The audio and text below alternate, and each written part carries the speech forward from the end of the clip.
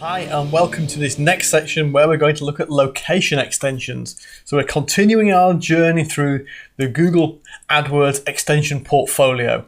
And we've got to location. So what's a location extension and when should we use it? So you can see in the example on the right hand side of the screen, a location extension, strangely enough, shows your address in your Google ad.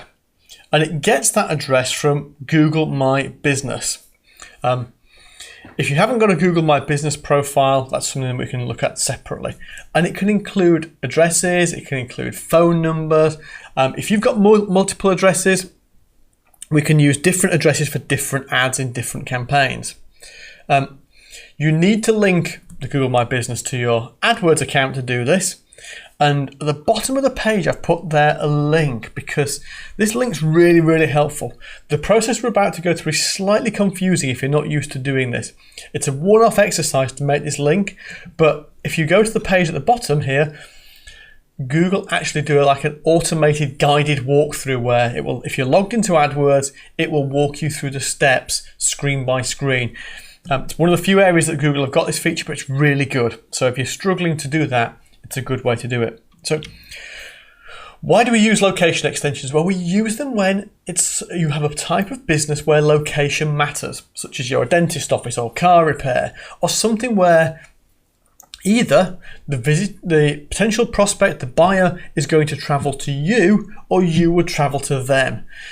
You know, those businesses where you physically need to be in the same place, where distance matters, where driving time matters, whether proximity to a train station or to something else matters, location extensions are really good.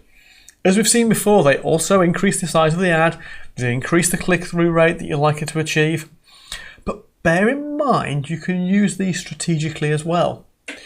You can use your location to disqualify people. So if you have a dental practice, let's say, you may have one on one side of town, another competitor may have one on the other side of town. Potentially, for the people in between, you are both equally viable businesses.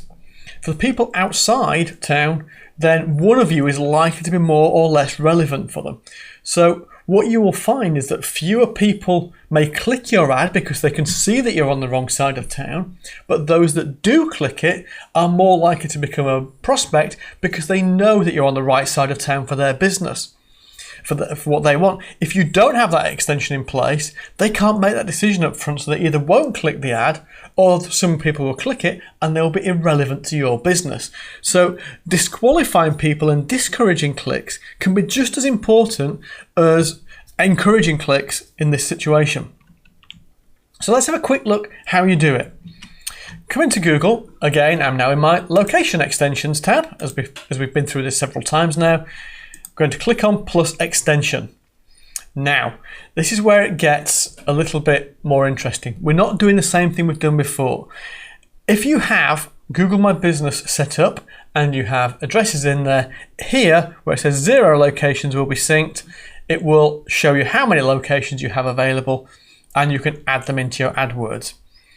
If you haven't, by clicking on add locations, you'll be taken to your Google My Business page where you can actually add the locations in and then you'll be good to go.